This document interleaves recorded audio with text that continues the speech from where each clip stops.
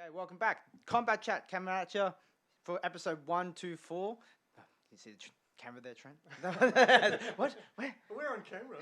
Well, the boys are back. It's me, Shane, Hugh, Trent. Hello. How are we? We are good. Good. All right. Back to training like normal now. Yep. Yeah. So I opened up into contact training, so the jiu-jitsu guys are happy about that. Yes. Yes, they are. It would have consisted of us just looking at each other and pointing. And then, of course, all the striking sports are allowed to, actually punch each other in the face again and clinch, which is also great. Now the trouble for trainers is trying to make people do anything but spar.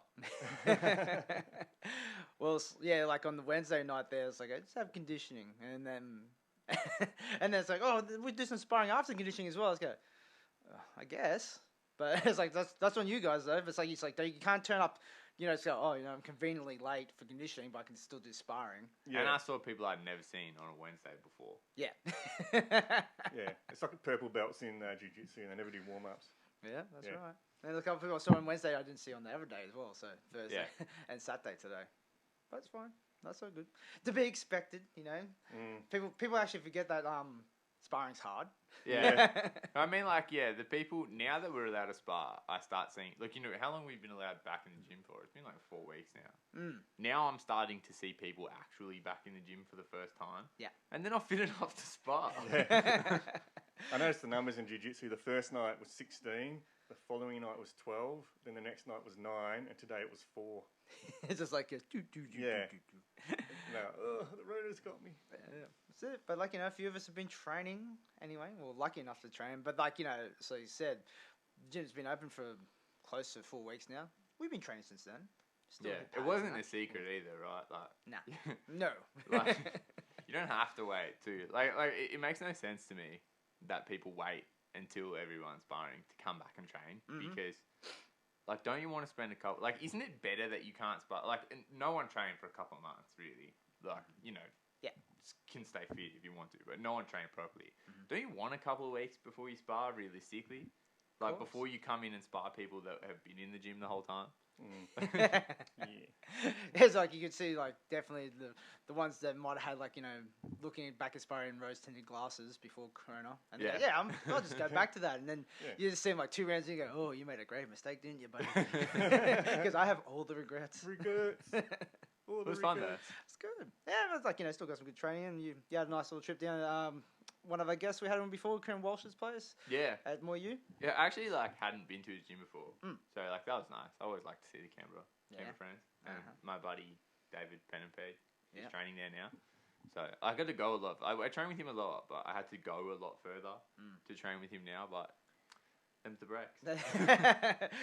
Just a good excuse to visit Canberra, eh? Yeah, Canberra's alright. The capital. I got nothing against Canberra. I had a really good burger as well. Oh, okay. Yeah. I can't go there anymore. They shut down the pancake restaurant. What? Yeah, it's gone. Capital Pancakes. Fuck, I'm not going anymore then. I've got no reason to be there. That was it for me. Pancakes. Hot take. That place is overrated. Oh, come on. Stop it. Just not a pancake fan. I like pancakes. But you don't like life. Come on. Oh, but there's a bit of combat news going on at the moment, isn't there, fellas? So not all of it great, but and only of it a lot of it just transpired this morning and yesterday. Yeah, a lot coming out the last 24 hours. So let's just go into K1 first. So KO kickboxing terms. So the promotion Glory Kickboxing, which has been around. I don't know how long it's been around for now. 2012. 2012. 8 years, yeah. Good, strong start. Yeah. Dwindled off. Yeah. Towards the end there. But now it's kind of filed for bankruptcy. Yeah, this is interesting. I've been trying to spend kind of the afternoon. Obviously, there's no official statement yet, so it's all kind of there's obviously something's going on, but there's a bit of hearsay thus far. I think it was K1 Anup was teasing this. Just a K1 YouTube, pretty good kickboxing journalist. Yeah, I guess so. Content creator. Yeah, he's pretty good. He's been teasing this for a little while, that there's been some kind of movements behind the scenes. They got rid of their CEO. And it seemed like, there had been some switch up. There was teased that Core Hammers wasn't going to be involved anymore. Yeah. Wasn't looking good, but hasn't been looking great for a while. I think if you follow it closely, like there's been no real movement. The events have been super inconsistent and really small, and there's been like it's felt stagnant even through the last few events. Glory. News coming out today that apparently they've filed for bankruptcy, which I suppose there hasn't been official confirmation on, but it's very much looking that way. Yeah, I'm looking at other people saying it's even like receivership. Yeah. So like, there's a couple of different sources, but it doesn't look good. Yeah. I think it's kind of important to understand like how things move for Glory. Like Golden Glory, which was kind of like a sort of talent management brand / formerly was a gym as well. Yes. They kind of really tried to pick up. Along with its Showtime was kind of the last major kickboxing promotion. They kind of joined forces to pick up kind of the remnants of the golden era of K1. And Glory started so strong. Like, they put on some ridiculous events because they were in a spot where like you felt like there was the resources to create like a high-end platform for kickboxing, because a lot of these K1 superstars, after K1 had faded out, they were still massive superstars. They still had drawing power. Like Sammy Shield was still around then. Gokhan Saki, Tyrone Spong. A lot of those top-end heavyweights that K1 made really famous. Peter Aerts was still kickboxing. Like there was a lot you could work with. You just had to spend a lot of money. So like the initial investment from Golden Glory to create Glory was massively expensive. And then I think to simplify it, like you could follow how it all went, but they poured all this money into putting their superstars on their early shows, and then they didn't really have a brand building strategy that was going to allow that to become something sustainable. So they were pouring all this money, and they're doing massive tournaments, like $1 million tournaments. Tournaments. And like there was some cool stuff that they did, like Glory 4 in Tokyo, 16-man one night heavyweight tournament, like just ridiculous with every name under the sun, and some filler. Yeah, there's always going to be that. Every name and then some. But then it kind of became a point where like they had to make, like they were basically, Glory's been in a position a few times where they needed to save the promotion's life. So it would be a matter of, and Gabriel Varga, former 2-time Glory world champion, he made a video kind of detailing this as well since this news broke, where he would say basically fighters would get left where they'd have no fights and no news of what was coming next. And then they'd go, we've got like it was all kind of like a venture capital thing. Like an investor would come on and say, yeah, I'll pour this upstart funds into kind of starting to bring the promotion back a little bit. But it was all the same thing. Like the investors would get involved, pour some capital in, and then Glory, like it's a difficult thing to do because kickboxing has always had a tremendously difficult time getting any mainstream kind of recognition. But Glory also made some very questionable decisions as far as brand building. Like I think it comes off of how they started, like using pre-built superstars to just generate some short-term interest. But it's like when you go that way, people are showing up. Like people are showing up to see, say, Gokhan Saki. He's one of the very famous ones. They're not showing up to see Glory. So if Gokhan Saki, for example, screws off to the UFC. Or goes, makes his move to MMA. Now, no one's like, okay, Saki's gone, but they're following him over there. He's got fans, but you're not producing wasn't keeping fans. them. Yeah. So that was kind of the issue, is that they would just really pour, because like what you could see from the start, it was all those kind of old K1 heavyweights, and they were on the back end as well. Like that's what was really important to understand, is like you're only going to have these guys for a couple more years, and then they would kind of. I think the problem was they didn't do anything to kind of invest in developing stars. Yeah. Like for example, Josh Jauncey, quite a good example of like a homegrown talent. They put him into fights with guys like Sidichai and Giorgio Petrosian when he'd had about 10 professional fights. So like you're just wasting potential talent by not building them, and not like it's two things. It's building them in their actual talent development, like giving them the right fights at the right time and slowly moving them up, but also along that time starting to tell their story a little bit and make people interested. Where like I'm pretty sure Jauncey, he got moved up. They were doing a good job. He was beating some quite, like very experienced, like entering upper echelon talent, and then he had his first professional loss against Sidichai. And they backed it right up with the fight with Giorgio Petrosian, which is kind of, it puts you in a tough spot. Like, obviously, like, there's positives to his development there to fight at that level, but it's not building him when you go. There's just nowhere else for him to go. They just put him, you know, he kind of. They didn't really have like a middle ground of talent was probably the issue. It feels like what's happening to MMA. Like before, like that model you're talking about, where they build fighters, develop them, give them feeder fights, work them up, have a story and all that. Now it's just like who can talk the most shit, and it's like who can talk themselves into a fight. Yeah. Who can go for a BMF, you know, back from a belt. Yeah. But I also feel like, you know, especially with Glory, there wasn't kind of like even like a feeder promotion that kind of drew more talent, because like these guys like ended up like, well, that's what happened in the old K1 days anyway, but they're fighting each other like 4 or 5 times. Are they Japan based? K1. Yeah. And they're still in Japan. They just used to be. Glory's Europe, isn't it? Glory's Europe. Yeah. Okay. Yeah. But the other thing was like Glory. Well, like if you follow it would be like they'd start to kind of wind down. Like I remember there was a point where it felt like, you know, kickboxing had this thing where there was in the wake of K1. There was a lot of promotions that came through and just did a short stint and disappeared. Like, Showtime wasn't around that long. No, it wasn't. And Golden Glory did some shows before Glory, and there was others. It felt like that had happened after those first big couple of years, because things like, you know, Spong broke his leg and moved to boxing. Saki, they couldn't pay him enough, so he went and did MMA, and guys like all those heavyweights started to. And like Carnage was at the end of his career. Carnage was at the end of his career. Sammy Shield retired. Daniel Peter Gator retired. Yeah, Gator retired. Gator is another one. These K1 dudes, they were at those point where, especially the heavyweights that had made real money, they were at a point where it's like, okay, if you can pay me what I've been getting paid, I'll give you a couple more years, but I've done what I need to do. Yep. That was kind of the situation they were in, and then it went like.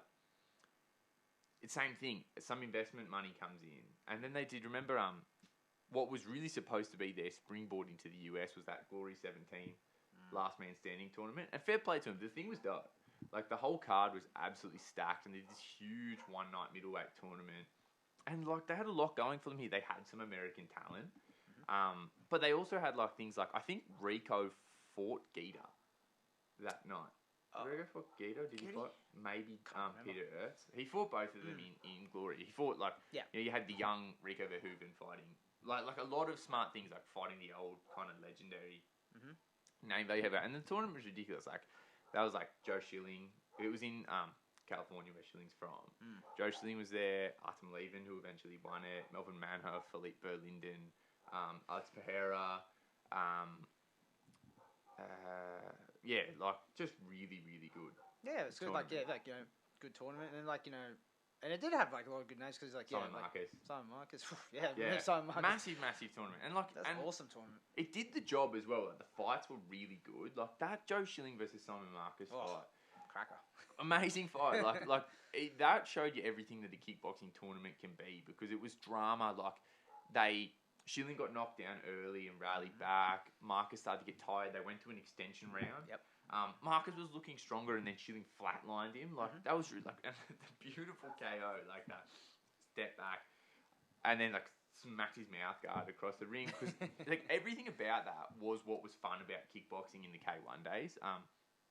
Because then you're watching this ridiculous fight that went into an extension round, and then Schilling like just pulls it out with that knockout, and then he's got to come fight 2 more times. Like that's what was exciting about tournament kickboxing. But America wasn't ready for any promotion like that. Like so obviously they spent tons of money. It was advertised everywhere. They spent so much. It was Strawberry the Pigs. That Yeah. It was like they didn't deserve it. Yeah, they were buying like LA billboards to advertise, and they went. It was their first time on pay-per-view as well. Yeah. And apparently, like I read somewhere that it did 6,000 buys globally, like 6,000, like not 600,000. Yeah, That's really bad. and that was like I don't know what you would have forecasted that, but they must have been forecasting somewhere in the hundreds of thousands for a return on investment. Yeah, did they fall victim, you reckon, to casual fans in the US? Like that model.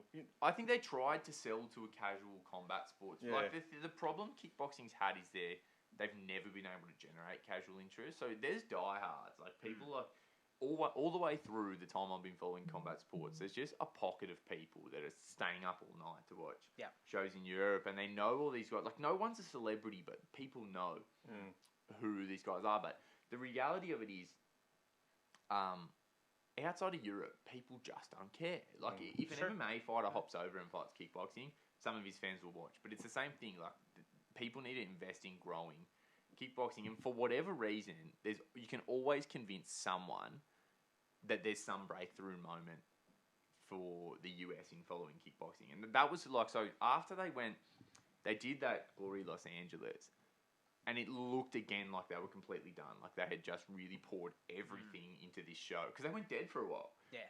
And really, like, bizarrely dead for a major sports brand. Like, their Facebook and Instagram would just post nothing for months at a time.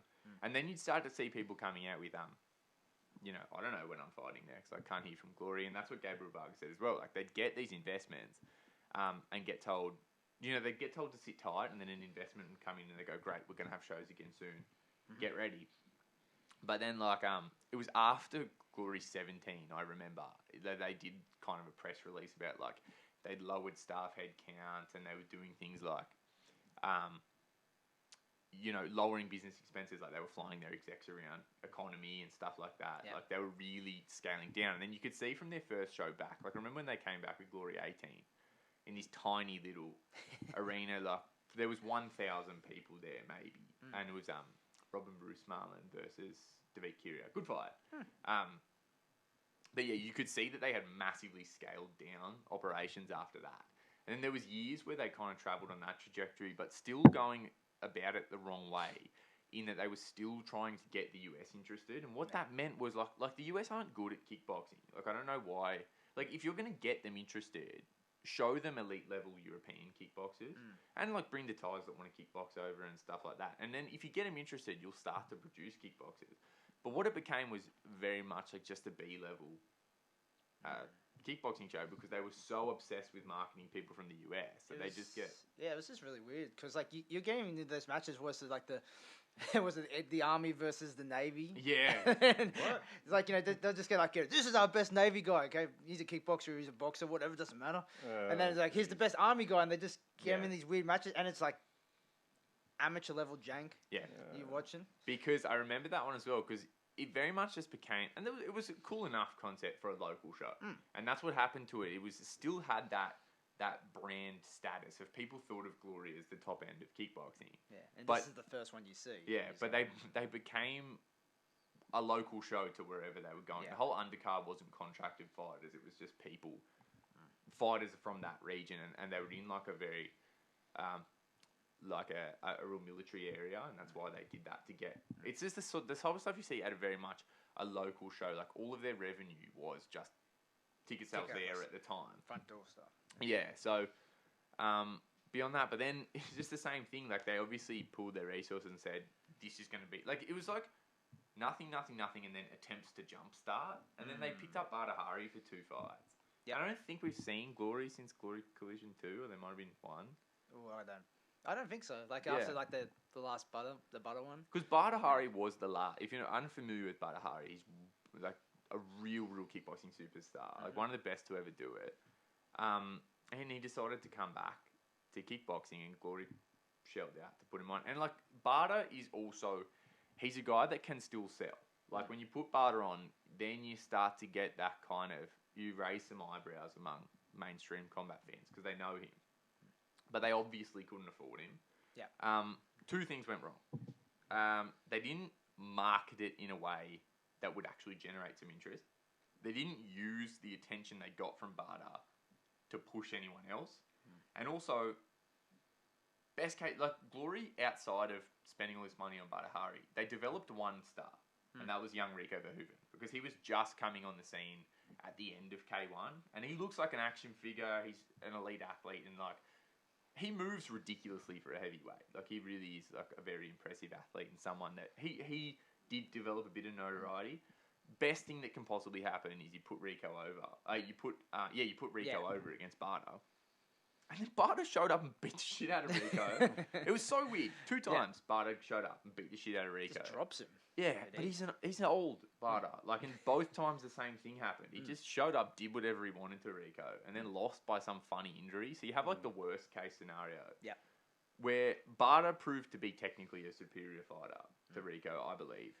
And then just lost as, like, funny circumstance. So, like, if Rico showed up and knocked Badahari out cold twice, like, then you would start to get this traction going for, like, your new heavyweight superstar.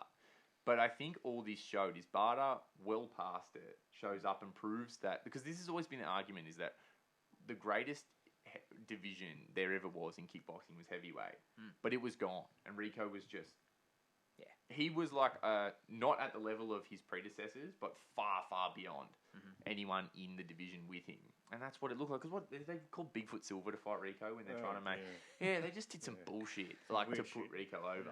Was it a monthly promotion? Did they run sort of monthly? Ish, like when they were doing well, but then they'd go dead for months at a time when they ran out of money. Like if they really wanted to do a smart strategy, it would be make it an accessible television product for the States. Like they got that UFC Fight Pass deal and stuff like that. But from a crowd perspective, just do it in Europe. And then you could say they always wanted to make the jump back to the States faster. They tried that through Bellator, didn't they? Bellator did their own jam. Oh, they linked up with Bellator once for a while, didn't they? But Bellator had their own kickboxing promotion. Yeah. Then they just go, that's cool working here, but we'll take these people now. Yeah, we'll just do it ourselves now. Yeah. You don't need Petrosian, do you? So, they tried to make the jump into the US every time. Like they would do, it was kind of just like they would go to Europe and make some money. And then straight away go back to America and spend it. Yeah, don't want to build it. Yeah, but you've just got to let people... Look, if you look at a talent in the States, like, he could really be something, bring him over to European shows and introduce him to that audience and then start to just generate some television interest, and then maybe you can bring him back. But they would kind of just leave that safe haven of European shows as soon as they had the resources, and then they would just take a hit. And then now they've, of course... filed for bankruptcy, but like I think it's also important to note. It looks, I think, from what I can read from kind of Dutch kickboxers that I think would be in the know, I think they've been tipped off that Gloria is going to be no more. Yeah. But like Gloria's still posting on social media. Like they posted something kind of this morning as though nothing had really happened. And it's important to note, like, a lot of people, their instant reaction to just the word of bankruptcy was, one championship's got to come in and pick these guys up. Bankruptcy does not mean ceasing operations necessarily. So we've got to see what happens if someone tries to come and... another investor... Like, it's trouble because people in sports will look at this as an opportunity if an investor can save it, because Glory does have name value, and if you fancy yourself as someone who can build a brand... There are resources there, but I just think it's more difficult than people. If you had $1 billion and you offered them, like, the $1 million it's worth now or whatever, $2.50. Well, how would you build it? How would you do it? Like I think, like we talk, like if I'm buying Glory, it's a European promotion for a while. I'm making it accessible to people, but it's because if you look at the kickboxing promotions that have done well, they're the ones that they're not bending over to try to get the States interested. They're putting on a quality product in Europe. It's like a European promotion, basically. Make it accessible, have some, English commentary and stuff like that. Make it television accessible. But then just try to build interest by actually putting on a quality product without having to do... Because the problem with going to the States is they have to do gimmicky shit to get people to watch. Like, any former UFC fighter who wants to fight kickboxing can go and get paid like an amount of money that will hurt the company straight away. Like Chris Camozzi went over there and put on some shit kickboxing fights. Yep. Like disrespect. Why wouldn't they just get fighters to come to Europe just to That's cater what I their mean. core base? Like, just start to really, because like if you put on, like you look at Infusion is a really good example. They sell big arenas and they put on big purses because they're consistently putting out the Infusion Fight League just to crowds that will actually sell in Europe, and just creating that kind of, and then you can start to, like, what I would do. Profitable or at least break-even shows in Europe, like, being able to pay legitimately elite fighters purses that they're worth, then also just putting some money into just a content strategy to try, because there is interest with people in the United States. It's just there's not a consistent enough product to just give them something to watch, because they pour money into putting on live shows there and then they disappear. So you've just got to be putting on, like, the social media and broadcasting strategy has to make it accessible for them to watch via live stream or whatever. Like, don't bury it under a million paywalls. Like, put it on something like Fight Pass that people are already subscribed to. Or just do like a mix of, like, have like a developmental league that you can watch for free, stuff like that. And then just make it so if you're starting to gain some actual traction and attention, do a show in America 3 times a year, because that supply and demand thing as well. If you're only coming here and there, you can also start to study your like where you're succeeding and stuff like that, as far as like viewership, and then you know where to put on a little show. And that would not be something that I think Glory's problem was they went over to America with this massive like promotional dump that they thought would be, it was like a get rich quick scheme, when really you've got to switch your priority to that's where we're going to take a loss, but we will just have a presence, or not, maybe not, ideally not take a loss, but that's not, the money's going to come from just being a Europe-based promotion. But we're going to just keep, treat it like a loss leader. Yeah, just treat it as you're going to make your like, money on your core fan base in Europe, and then this is going to be like your little foothold. And then ideally, if you're just doing that 3 times a year, the crowds get a little bigger, people get interested, people enjoy it and tell their friends, but you've also got to be putting money into developmental leagues in the States. So that's the other problem, is you're straight away trying to bring a television product to the US. It doesn't make sense. You've got to be putting on a qualifying tournament in the States that involves someone getting flown to Europe, because then you tell all the American fighters that you could win the chance to go over to Glory. Then it becomes, you only get the best one. That's the other problem, is they were always just putting average Joe. Truly amateur quality American kickboxers. And they were filling the cards with them. Let all of them fight each other until you get the one good one, because that's talent development. Then start to build him up through Europe, and then you've maybe got a star that you can bring back over. But the other side of it for the States is that they are actually more of a Muay Thai nation now. That's like Muay Thai's taking off quite well there, and kickboxing never. Like this is they're like Australia. They kickboxed back in the day, but it was, what do you even call it? Karate. Point karate, kickboxing. Points. Yeah. The same shit we did. Full contact above karate. the waist. Full contact karate. What we Heads on generally, my feet. what we know as kickboxing now is much closer to Thai boxing than it is to that, and that's why they're so. As people start to develop Muay Thai, you're trying to appeal to like an old, interesting kickboxing that's long dead, because it's not the same sport. Nah. And also, like Thai boxing is very much the base of K1 rules, or what we call kickboxing now. So like America. Getting around Muay Thai a lot better, like their youths are really good.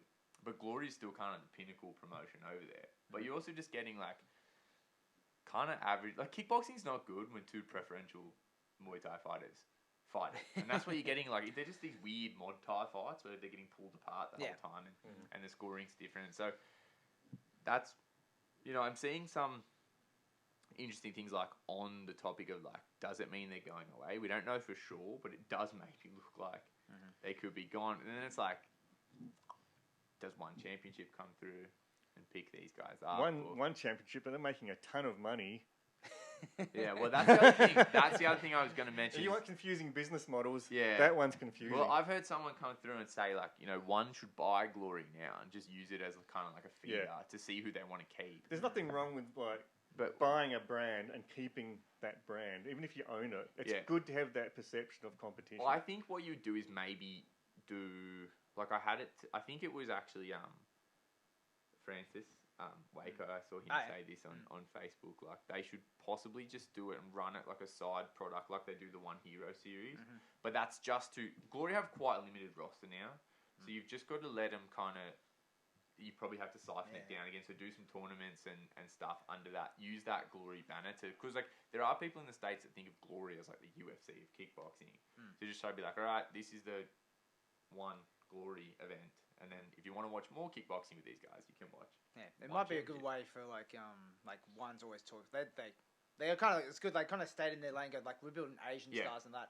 They always say, but the always end goal when you say, "I want to break the US." Yeah, they're teasing the US. But this could be a good way to do it if you buy Glory and go, "Oh, this is like a But don't run it like pretty much like a low grade show." Just kind of use it to siphon interest from like if you had any interest in Glory before, you can watch one championship. Do they really need? Does one really need a US market though? Really? Do they really need to break in? Probably not, but I think it's more like it's a conquering kind of. Yeah. It's like the Mongolians. That's what I feel like. Especially a Chatchery, it's like I've already conquered this part. On to the next one now. Yeah. But Mongolian mentality. You just want to take over the world. But on the we've kind of every time I talk about Glory, I kind of say this is gonna happen. like Yeah. really soon. Like I talk like it's important. Like I talk a bit of shit about Glory, but just because like you can see what's going on. Like yeah, they've been in trouble for a while. Like, but I liked Glory when it started. Like it's Yep. important to say. I just didn't like like it when it became something that pandered to the US. Like, because the fights just got shitty quality. But I think this is interesting time because I'd love to see Mark Gregorian, their 70 kilo champion, in the 170 kilo division because that's absolutely stacked. Yeah. And I like that it now gives the option for, say, Pet Panamrum, their featherweight champion, can now go to one. I imagine those top end guys will go to one. He can now go and fight full titles again. Which is kind of good to see because I think what we're learning is that there's not that much interest in kickboxing. Like the most successful striking league of the last few years has been the One Super Series. Granted, that exists alongside an MMA league, so that's kind of like a crutch, if you will. But when one came through, they did kickboxing, they did Muay Thai, and I really think the Muay Thai's gathered a lot more interest. Like I guess that $1 million tournament was kickboxing, but consistently people have been really interested in the Muay Thai fights. Like people are loving watching Rod Tang, Pet Dam. Yeah. I guess Pet Dam was fighting kickboxing too, but like, it's the same thing you said again. Like these kickboxing fights, like I don't know, 70-80% of them are still just Muay Thai Muay Thai fighters. guys fighting, fighting kickboxing rules. So I think Muay Thai is getting traction because personally, like from a casual fan of Muay Thai and kickboxing, I've heard of Glory, I've heard of some of the names you're talking about in Glory, heard of some of the names in Muay Thai, but as a casual fan of that kind of thing, Muay Thai is way more dynamic. Do you know what I mean? You've got the clinching, that's legal. You've got the grappling and the throws that are legal. And then you've got, the small gloves. The small that changes gloves, it up as well. And I think that's a difference maker as well in that, like, kickboxing, you're trying to show everyone you're doing the same thing over and over again and then just throwing your hands up and going, why aren't the US liking it? Whereas Muay Thai, whether or not you like the little gloves in one championship, Muay Thai has now had a new spin put on it. And, like, I think if now the US guys shift their attention, and, like, I talk to fighters from the US, like, when I go over to Thailand and stuff, and even when they're, like, they're Muay Thai fighters all the way through, but their end goal is glory, just because that's somewhere Nothing where else, you can... is there? Yeah, there's nothing else to do. Now, if you switch their thinking, where, like, oh, they're all going to have to want to go to one, now they can keep fighting Thai boxing, and the quality of Muay Thai gets better because the end goal is not kickboxing. So, interesting times. Yeah, interesting times, especially for Muay Thai. Wasn't there a new show by Mike Perry, like for Muay Thai knockouts? No, that's that Fight Pass one. That on Fight Pass. That Fight Pass show that does like the Raja Stadium events and stuff. And yeah, Mike Perry's doing like a talk show where he runs through the. I like it. Why not? I say you don't need a technical talking; you just need someone fancy talking. Yeah. Over knockouts. I haven't watched an episode, but I've seen some clips and like, I mean, I'll give it a look. Speaking of dead or dying promotions, I noticed Boa Super 8 have started to post stuff on the Instagram feed again. Yeah, I don't know. So I was bringing it back. Yeah, maybe. I hope so. But it's like it just seems weird. It's like what's like why are you posting like this old stuff for? It's like, is there something going to happen? What's going on? Yeah. But it's not like they're ever like, there's going to be no more. But it just kind of goes quiet for periods of time. Because before the last event, there was no Boa for a while as well. He sounded, annoyed with it all.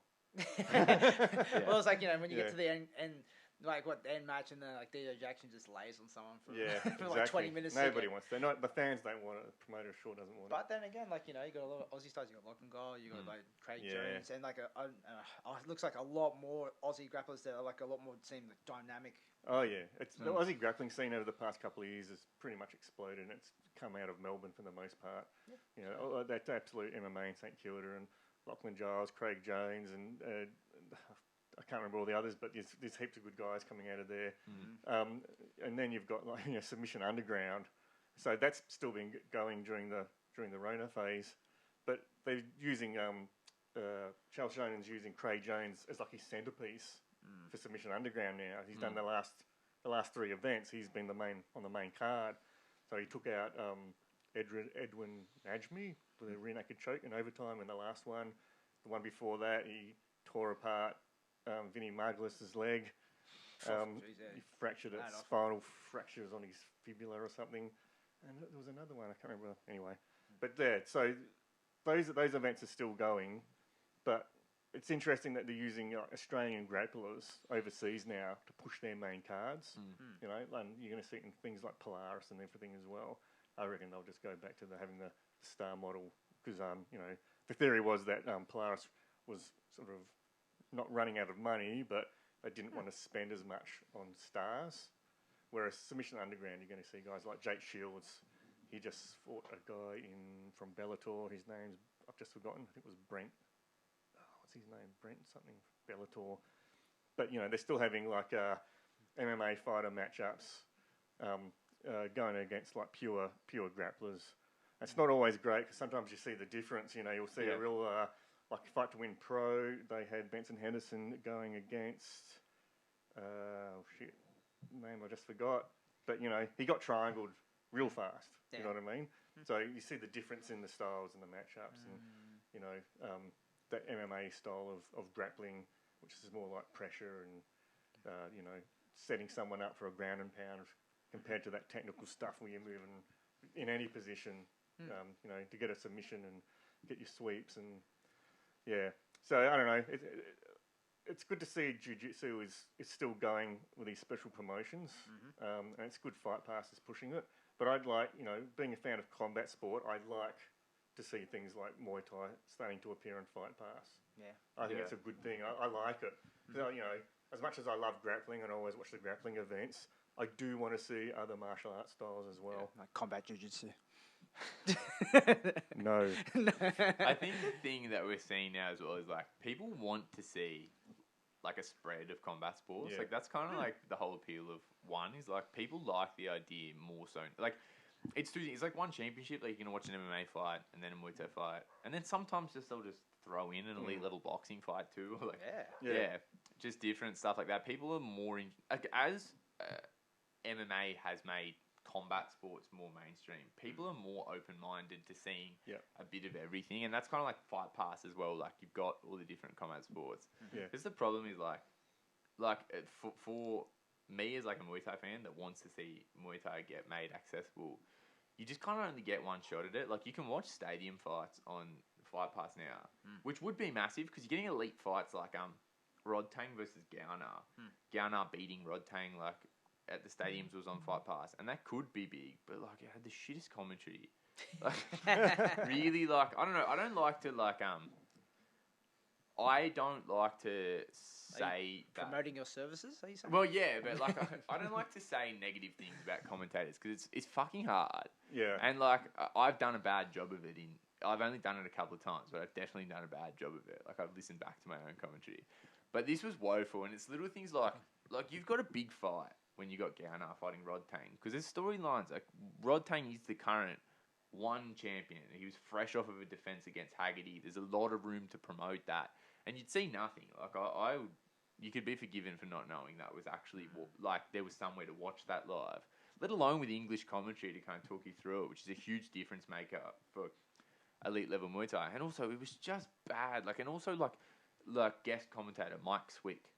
What? Like, yeah, you know, like they're just trying to attach names to these things. I to get it. Eyeballs. Yeah. He's just an American that just lives in Thailand, isn't he? Yeah. So like, I get it, what you're trying to do, but yeah, like that's the problem. And I've spoken to people about this. Like, they talk about there's a lot of room for like English commentary in one and like in Thailand, and promotions are keen to kind of get people on board to push things, but like there's not a lot of hands up to do these jobs, and like that's hard to sit in like a Rajadamnern stadium and commentate live, and like so like like I said, I like to be forgiving to commentators, especially in Muay Thai, when like it's not like anyone's a professional broadcaster, but yeah, it's like if you're gonna go that way, you get one shot. Someone tunes in and go, and that's the viewing experience, right? Like you're watching.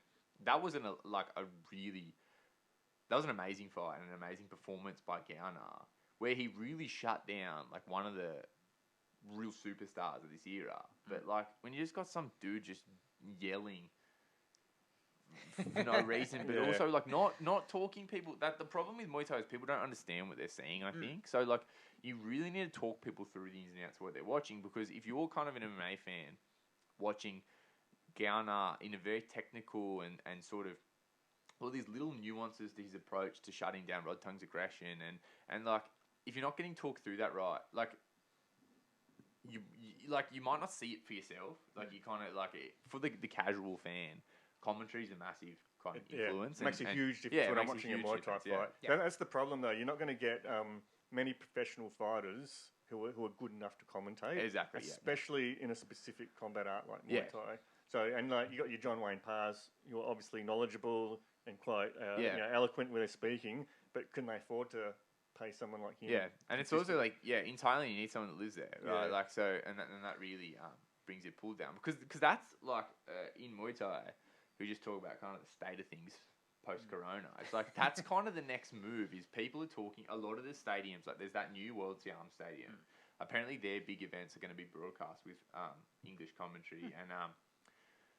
Maybe Omnoi, one of those other kind of like middle tier stadiums, like that sort of just the rung below Raja and Lumpini, like they're going to start doing their weekly shows with English commentary because that's huge. Because the thing Muay Thai is missing is people being able to see the elite level of it. Like the problem with Muay Thai is like anytime it started to kind of gain some traction, if you ask someone like where do you watch the best Muay Thai fights, they'd say Lion Fight.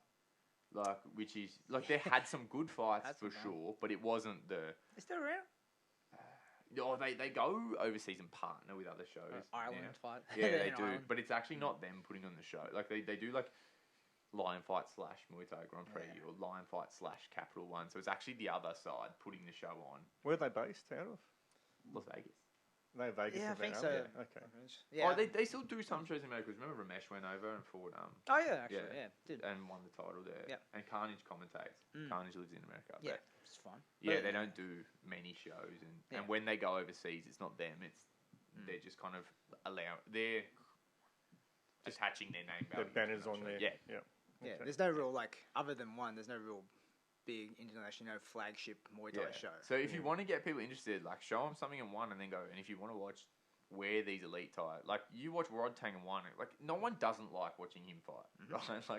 Like it's pretty even to like a pure casual that doesn't even follow. Like it's easy to understand. Yeah. And he's like, I get the gist of this. Yeah. Same with like the guys like Super Lake that fight in one. Like you show a fight fan that, and they'll like it, and then you can say, and if you want to see where these guys come from and see where the next crop, like there's a lot more where that came from. Yeah. You can watch the stadiums, but I get it. Like there's already enough elements that people don't understand, like in.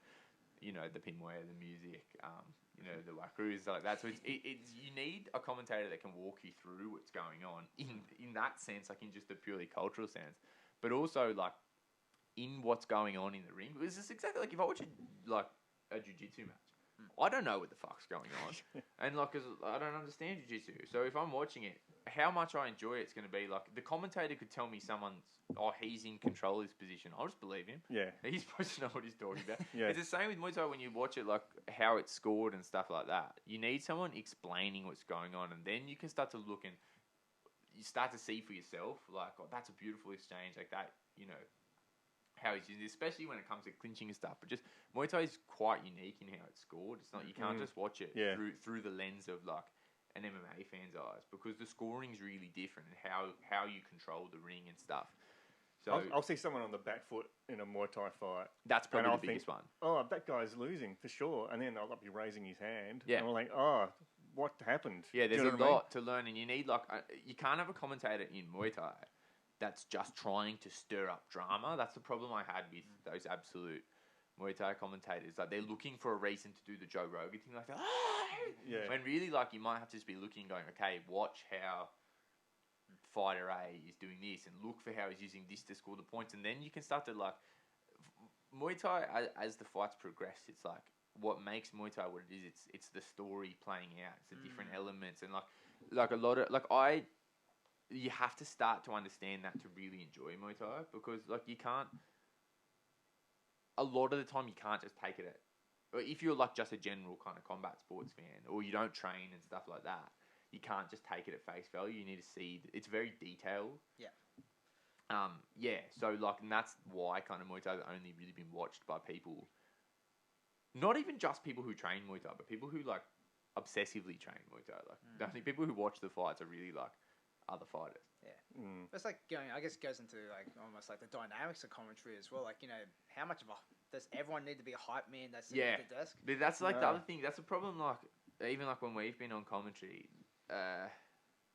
they've wanted to do the thing where you want to use all your resources. So I remember once we were on commentary and like whoever else was there would just be swapped in and out. Yeah. They wanted everyone to have a turn. It was interesting. Yeah, like we had a lot going on because like we were there, we were called in late as to do a favour, but they had other people that like could have done a really good job too. Like Alexis Pesos was there and Sainaji was there, and like their strategy was like everyone is going to do a turn in the booth.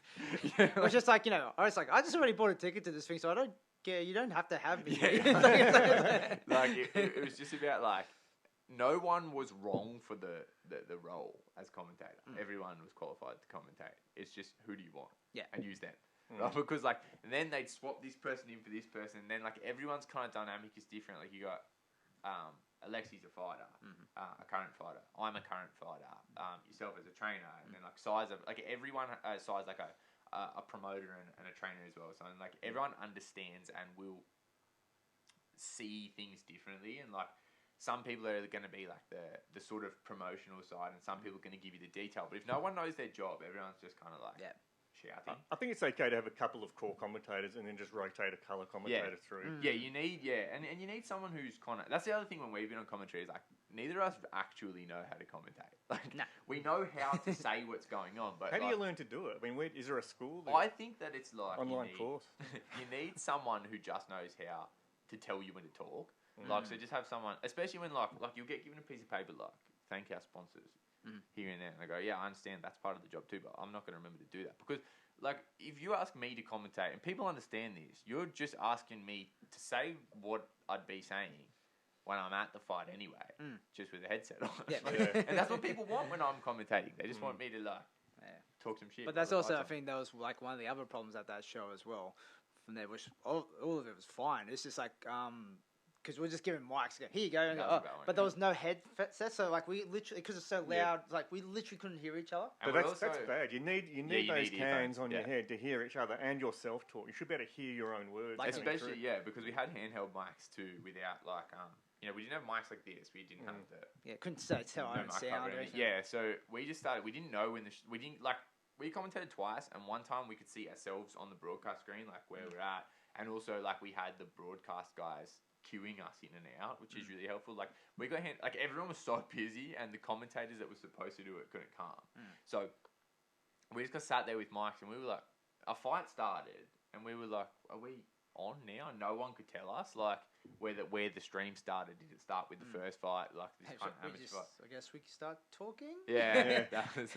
So yeah, it's a lot, and like obviously from like the viewer side, you don't get any of this coming through. It's just like the commentators, the assumptions they know. That's like it brings me back to my point. Like I like to just be nice to the commentators, but at some stage you put your hand up to get in the booth, right? So if I'm listening to you commentate and you clearly don't know anything about what you're talking about, you shouldn't have put your hand up. Like you just wanted the attention of it. You weren't qualified for your role.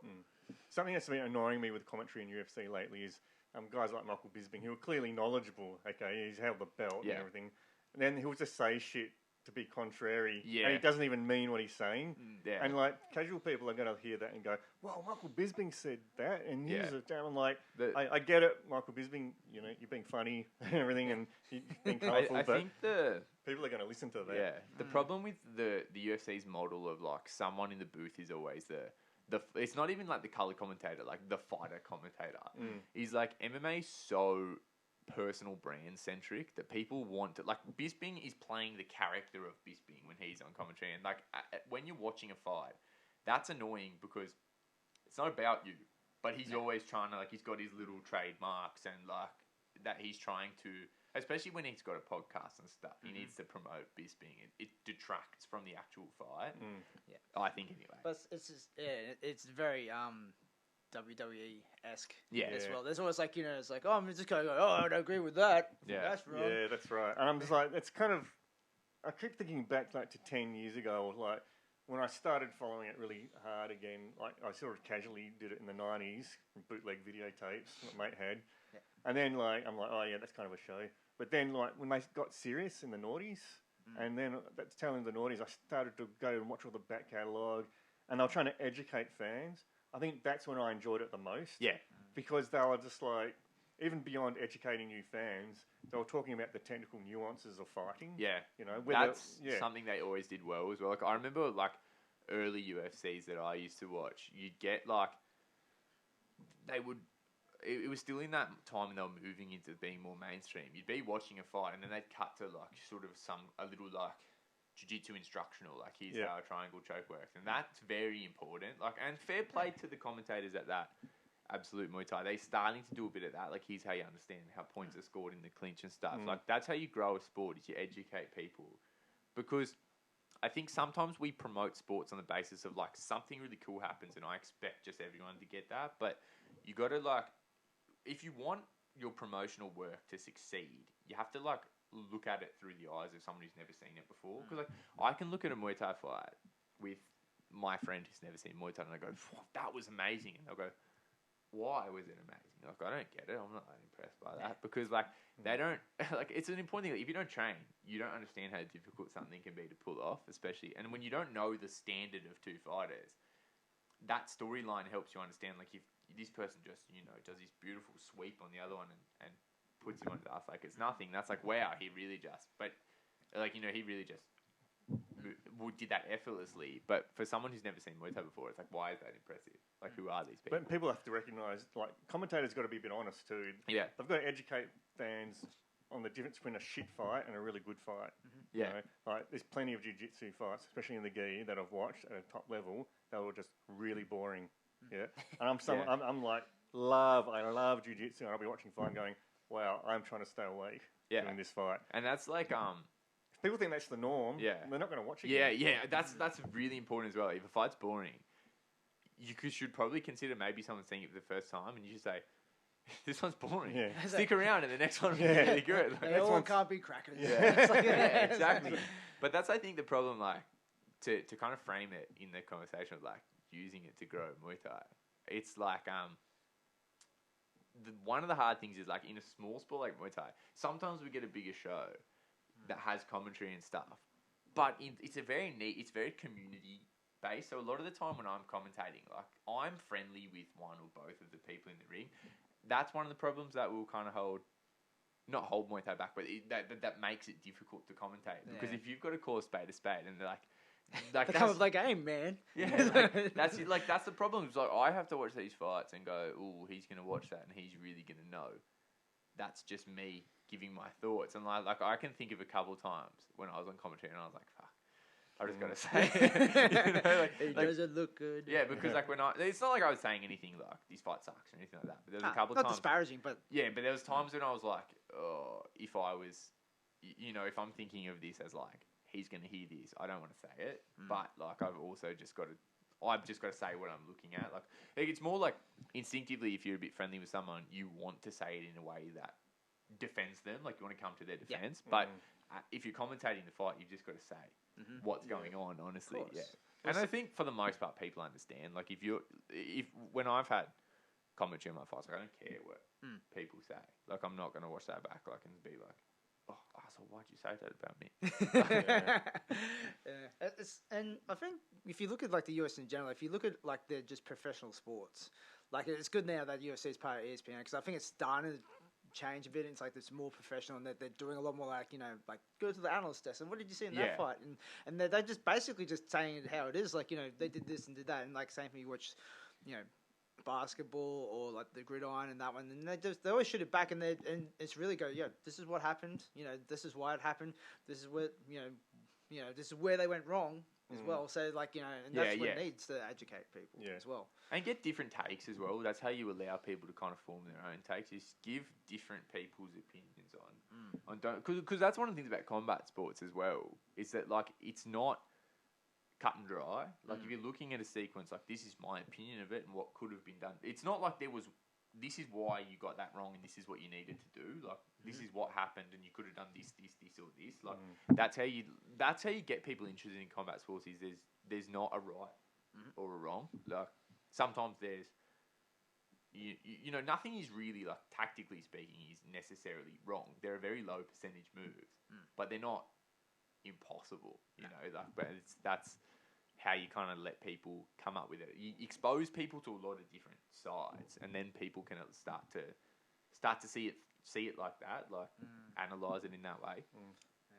Yeah, I'll just be interested to see in terms now, like, obviously this Corona period, it's going from there. It's affecting a lot of combat sports, and it's only just come back. So mate, like UFC was one of the first ones, and like Because they never really stopped. They didn't stop. But some of the stadiums are opening up. Like Omno's back today. That one.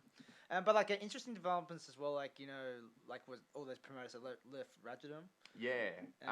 Interesting moves. Yeah, like 3 or 4 of the major promoters as well. Petchyindee Promotions being the major one, because Petchyindee Promotions has been a major player in Thailand since way back. Like Petchyindee's probably best known to Muay Thai fans as a gym, but they have a promotion that operates in Raja as well.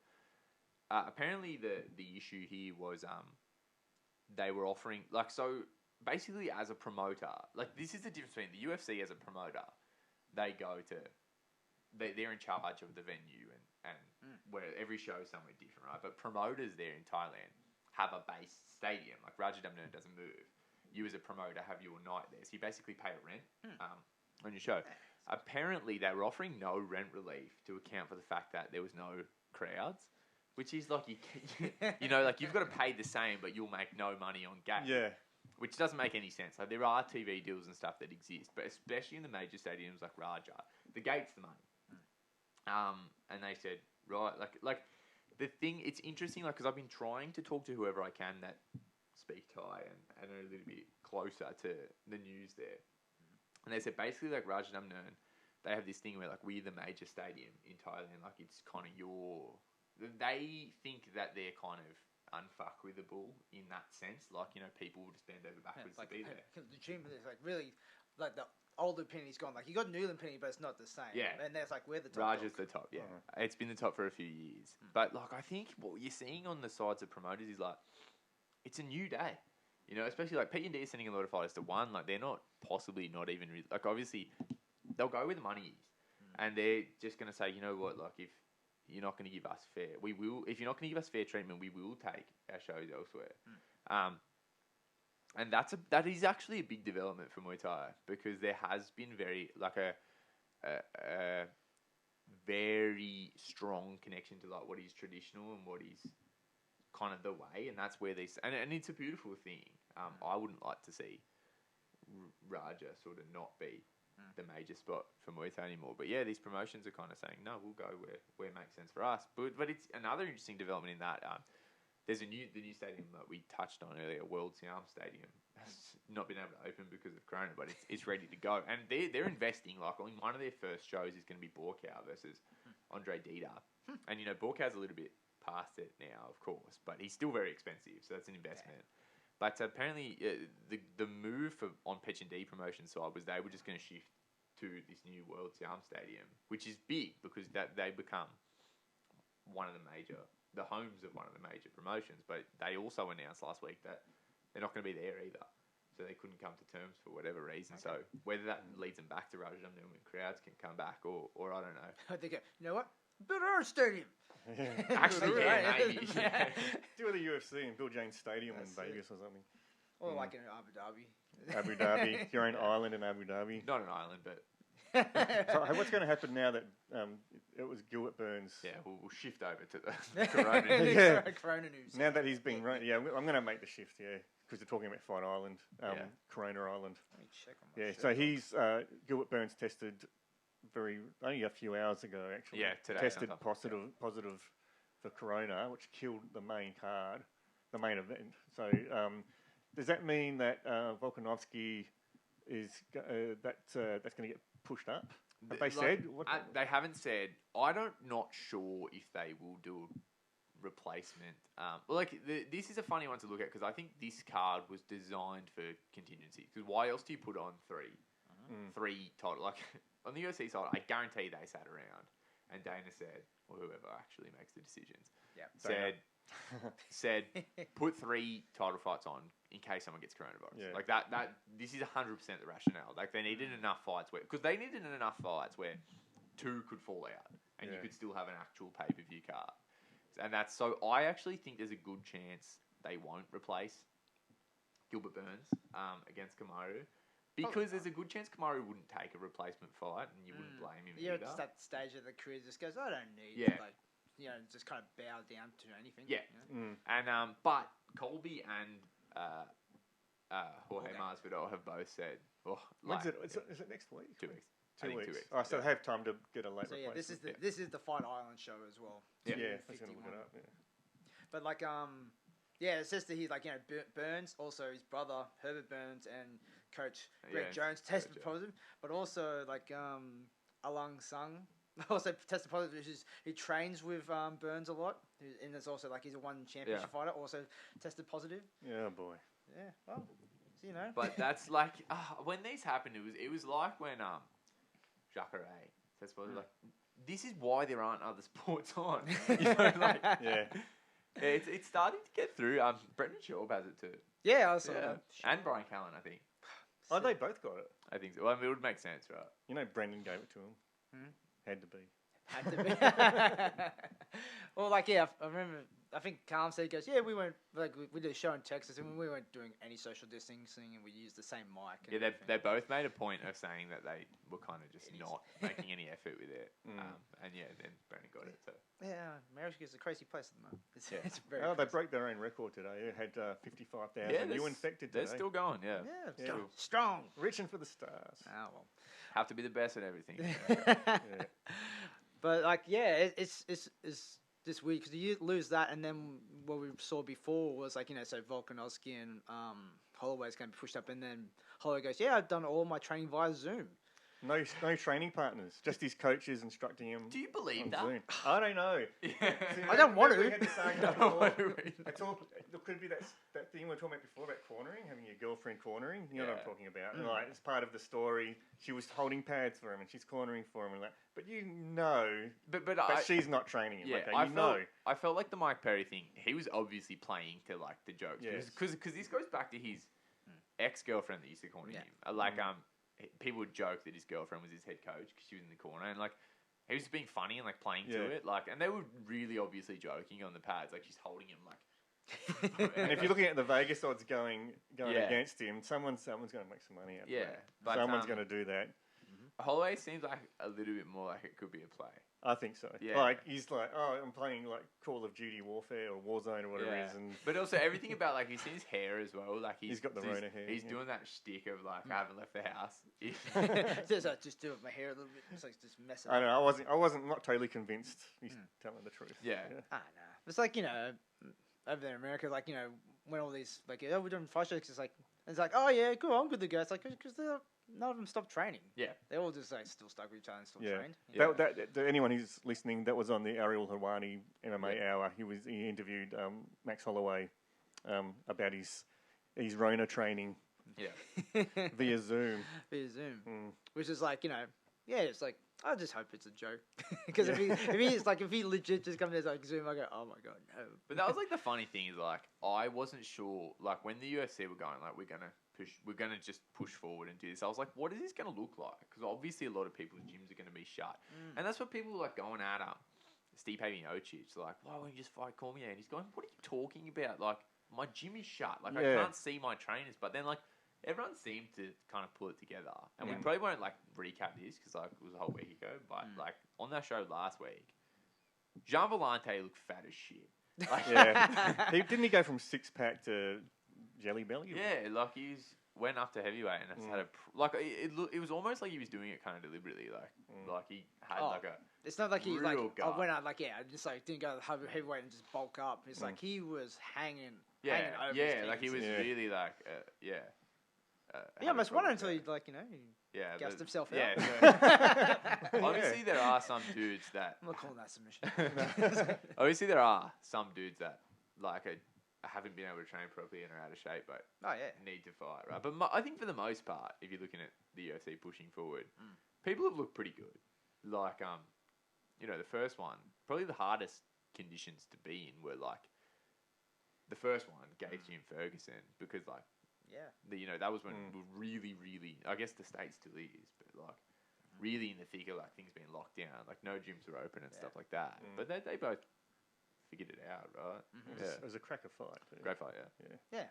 Like the gyms are well and truly open now. No Yeah. one, but no, but still like it's still like optimal training 'cause it's hard. Yeah, because you need like, especially like you look at the way MMA fighters train, it's a lot of going here, there, and everywhere. Like that you like, even isolating yourself to like with MMA. Like I admire the way MMA guys have to train. Like you need to be working with elite ground guys and elite wrestlers and elite stand-up fight, like elite probably kickboxers and elite boxers. Like you need to be moving to get all of that in. Even being isolated down to just a small number of teammates could be considered a big, not necessarily disadvantage because they're all in the same boat, but a big hit to your training. So it's been interesting to watch MMA kind of just push forward through all of it and like I said, for the most part, people have looked pretty good. Yeah, like it's you think about it, really, it's probably produced some of the better fights that I've seen. There like, have in been a some couple great of years. fights, yeah. So obviously people are finding a way. Like Dan Hooker versus Poirier the other Yeah, week was a great fight. cracker. Yeah, that was good. Burgos versus Emma was really good, and That was good. Yeah. Ferguson versus Gaethje. And like I just want to see going forward as well. Are they going to stick to the little cage? The That's small interesting, cage? yeah. How much smaller is it? I can't remember how small it is, but like you kind of can tell, I like can't there's remember the definitely not dimensions. much. It's small, There's not much like kind of spacing or shadow boxing in front of each other before there's engaging.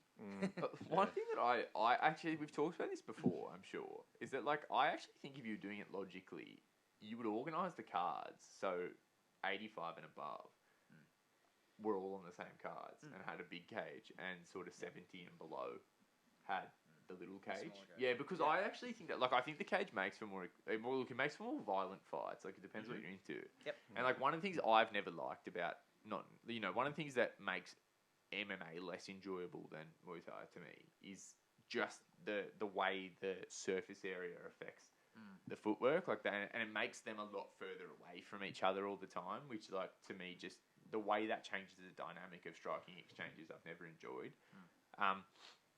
But I do think as well it's too small for heavyweights. Like you can't put two giant heavyweights in that little cage. It's just like you force them to fight a certain way. Like, and Garner would take half the cage. And Garner literally KO you from his corner. Like the bell would ring and he would just probably suit him though. Yeah, suits him fine. Yeah. But the card itself, like. It was one of the bigger cards in the lineup because, like, really, like we the first card straight off the gate was strong. Yeah. Gaethje versus Ferguson, a lot of good fights on there, and then like it dwindled and it got shoot, and then we got what was it, Jessica I versus that was bad. Pacific Cavallo. But I think the thing was Good reason not to. when we started doing this, you had a lot there was cards getting cancelled, so you had fights you could just put on when the guys were in shape. Then the weeks go on, and you're trying to put fights together, like get someone into fight camp from this, and that's when you start to get shit. Because like for me, like if I was, if it really was my income to fight, like and I was in that position that MMA fighters are in, I probably would. I don't know. I guess there's two ways. Some of the guys towards the bottom would just be like, "Get me a fight as soon as you can," and they just not train properly, just do what they can and fight. Paycheck. Yeah, but if you're one of the guys that's got money and it's a little bit more about your career and legacy, you'd be like, ring me, like, let's do this when things are normal. I wouldn't blame anyone for. I read some comments on YouTube, so it must be true that That's where I get my info from as well. Yeah. That Volkanovski has been like flying in some real top fighters and coaches. Some guys, because Volkanovski wasn't was he in New Zealand for this, or was he? I'm not sure. Yeah, I don't know. He spends a lot of time in New Zealand, so I'm not sure if it was at City Boxing or somewhere. Well, because they were locked down so much, I'm not sure. Yeah, I'm not too sure. I should have looked it up where he was training for this, because I thought maybe he was in Australia for this one. Down in the Gong or somewhere. Yeah. It's hard to get people. It's like if it's kind of locally, but it still can be really hard because like the borders aren't really open. Yeah. And like no one's getting flying in. And if you're getting flying in here, you're having a 2-week holiday stay in a hotel here. Yeah. So it's like I said, for especially like Volkanovski, it'd be a hard training camp if you're staying here. Yeah. If it's true though, like Holloway could be in trouble if he's like doing Zoom coaching. The only plus side is he might have time to heal instead of getting battered up, in training. Yeah, like maybe Volkanovski probably might even bit the bullet and just gone to City Kickboxing, just because what, I'll just go over there. Well, because I know like the City guys are flying over to corner him, like Brad Riddell's going over to Fight Island. There's in Fight Island. Yeah, we said Fight Island. Brad Riddell's flying over, but I thought I'd seen him training at like here in Australia at his spot. Probably. I haven't been tracking that much. Yeah, I haven't been following it, but yeah, so that would be interesting on its own because I actually think like if you train in Australia, I'm pretty sure like just like a lot of kind of whatever available local guys all kind of got together to build a training camp. Yep. Yeah, But you have to. so Yeah. it's such an interesting dynamic to a high end fight. Just where people are at for training. It's like, but even in Australia, you can still get good training. It's like like what we saw Rob Whittaker training with Charlie Bob. Yeah. For like fight with Darren Till. It's good. It's like, That's a it's good training partner. And it's a good matchup for like the style of fight that's going to come to that. Robert is very good at that. I think just pulling together resources because in Australia we do have high end.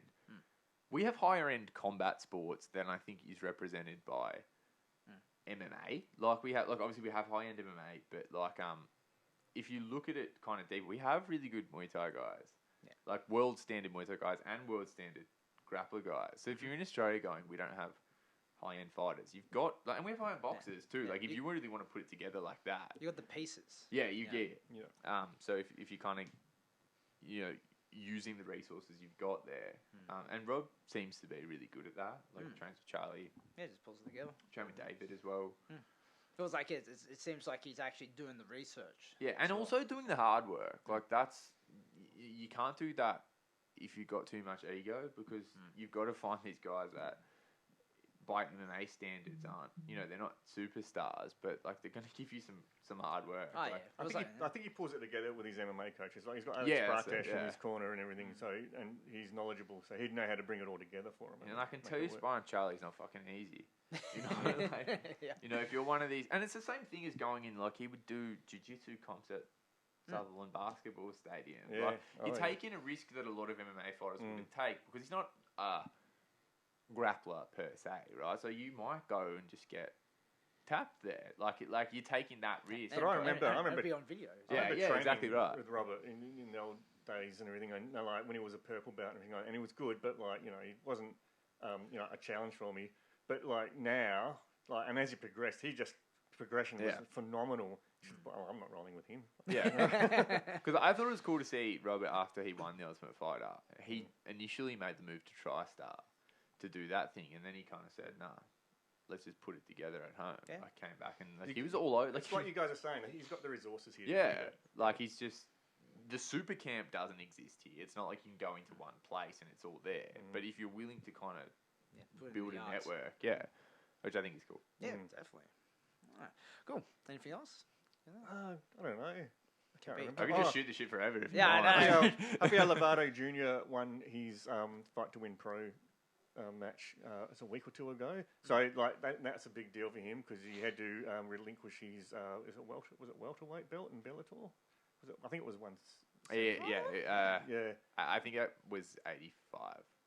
Okay. Didn't he win it from Misasi? Yeah. Yeah. Yeah, so it'd have to be 185. 185, sorry. And so he had to relinquish that because he had some a brain disease. Yeah, that he took at risk. Yeah. So, but he's gone back into professional grappling and he did a Fight to Win Pro and he won that with I can't remember, was it with a choke? I didn't watch it, but I was just reading up on it. So because he's making a strong comeback in pro grappling, and I think they said it was only his 5th pro fight since going into MMA professionally, and he was looking so strong in it that there's a good chance he might take a run at the next ADCC. Nice. So I think that was on 21. Yeah, I can't remember when it's on. Well, anyway. it's hard to say if anything's going to be on the cards. Yeah, I don't know when it's going to be on, but he could take a run at the next ADCC, which would be cool. Nice. Looking forward to it. All right, cool. So I guess it was fair. Be about an hour and 10 minutes from looking at that. But so remember, check us out on Instagram and Facebook at Combat Chat Podcast. We're also on iTunes, Spotify, Google Play, all the podcast platforms. If you're listening to us and not watching us on YouTube, you're doing it wrong. Go subscribe. Go subscribe to the YouTube channel, Combat Chat, and we'll catch you next time. See ya. Us.